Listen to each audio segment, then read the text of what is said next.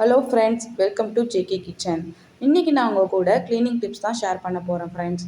நம்ம வீட்டில் இருக்கிற வாஷ் பேஷனில் உப்பு கரை படிஞ்சிருக்கும். அதை எப்படி ஈஸியாக க்ளீன் பண்ணுறதுன்னு தான் பார்க்க போகிறோம். இந்த வீடியோவில் சிங்க் எப்போதுமே உப்பு கரை படியாமல் இருக்க ஒரு டிப் ஷேர் பண்ணியிருக்கேன். ஸோ வீடியோவை ஸ்கிப் பண்ணாமல் பாருங்கள் ஃப்ரெண்ட்ஸ். இப்போ வாங்க எப்படி க்ளீன் பண்ணுறதுன்னு பார்ப்போம். ஒரு பவுலில் 2 ஸ்பூன் ஆப்போ சோடா எடுத்திருக்கேன். ஒரு ஆஃப் லெமன் புழிஞ்சு விட்டுக்கிறேன். இது கூட தண்ணியும் டிஷ்வாஷ் சோப்பும் ஆட் பண்ணியிருக்கிறேன். இது நல்லா இப்போது மிக்ஸ் பண்ணி விட்டுக்கோங்க. பிழிஞ்சு விட்ட லெமனை தூக்கி போடாமல் ஒரு ஸ்க்ரப் மாதிரி யூஸ் பண்ணிக்கோங்க. இப்போ இந்த சிங்க் கழுவுற ப்ரெஷ்ஷை வச்சு இந்த லிக்விடை எல்லா இடமும் ஸ்ப்ரெட் பண்ணி விட்டு நல்லா தேய்ச்சி விட்டுக்கலாம். அழுக்கு நல்லா ரிமூவ் ஆகும், அது நீங்களே பார்ப்பீங்க. இப்போது தண்ணி ஊற்றி வாஷ் பண்ணிவிட்டு பாருங்கள், நல்லா க்ளீன் ஆகிருக்கும். இது அப்படியே ஒரு 10 மினிட்ஸ் கழித்து பார்த்தீங்கன்னா உப்பு கரை திரும்ப படிஞ்சிருக்கும்.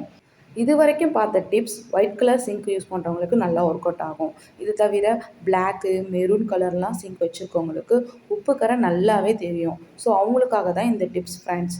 ஒரு தேங்காய் நெய்யை ஒரு வேஸ்ட்டு கிளாத்தில் வச்சு நல்லா தொடச்சி விட்டுக்கோங்க. இப்போ பார்த்தீங்கன்னா சூப்பராக உப்பு கரை நல்லா ரிமூவ் ஆகிரும். இது ஒரு 1 மந்த்துக்கு சிங்க் உங்களுக்கு உப்பு கரை படியாமல் தான் இருக்கும். நீங்கள் அப்பப்போ கொஞ்சம் க்ளீன் பண்ணி விட்டிங்கன்னா சூப்பராக புதுசு போல் மெயின்டைன் ஆகும். இந்த டிப்ஸை நான் எங்கள் வீட்டில் ட்ரை பண்ணி பார்த்துட்டு தான் உங்களுக்கு சொல்கிறேன் ஃப்ரெண்ட்ஸ். ஸோ நல்லா சூப்பராக ஒர்க் அவுட் ஆச்சு. நீங்களும் உங்கள் வீட்டில் ட்ரை பண்ணி பார்த்துட்டு மறக்காமல் கமெண்ட்டில் சொல்லுங்கள் ஃப்ரெண்ட்ஸ். இந்த வீடியோ உங்களுக்கு பிடிச்சிருந்தால் லைக் பண்ணுங்கள், ஷேர் பண்ணுங்கள், சப்ஸ்கிரைப் பண்ணுங்கள்.